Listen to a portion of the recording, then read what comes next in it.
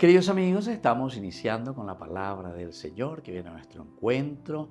Hoy estamos siendo acompañados siempre durante esta semana por el profeta Amós, capítulo 7, versículos del 10 al 17. En aquellos días, Amasías, sacerdote de la casa de Dios, envió un mensaje a Jeroboam, rey de Israel. Amós conjura contra ti en medio de Israel. La tierra ya no puede soportar sus palabras, porque así predica Amós: morirá a espada Jeroboam, Israel saldrá de su país al destierro.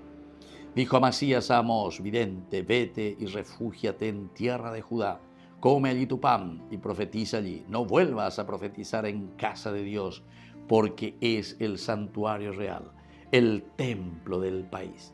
Respondió Amós: no soy profeta ni hijo de profeta, sino pastor y cultivador de higos.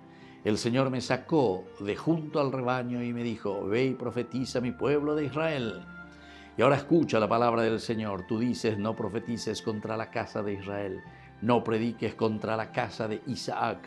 Pues bien, así dice el Señor: tu mujer será deshonrada en la ciudad, tus hijos e hijas caerán a espada, tu tierra será repartida a cordel, tú morirás en tierra pagana, Israel saldrá de su país al destierro. Queridos amigos, esta es la profecía de Amós. Eres inaupea. Y justamente porque anda ya pues veimona, ya pues inape ibaía ayepa y nañas endusei. Esta sería la idea, leitmotiv, idea central del día de hoy, queridos amigos.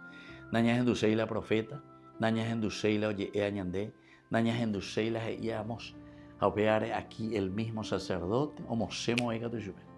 Te dejó nerógame, te dejó amor, te dejó de profetizar, te dejó erela eresea, pende apetebe, pero ani que yucoabe. No vengas a profetizar, come tu pan allí y profetiza allí, pero no vuelvas a profetizar en casa de Dios.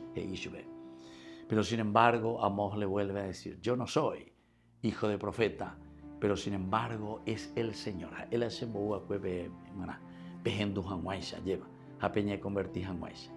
Queridos amigos, pidamos también esta gracia para nosotros, que podamos dar ese paso tan importante nosotros de una verdadera conversión. Que la bendición de Dios descienda sobre cada uno de ustedes, el Padre y el Hijo y el Espíritu Santo. Amén.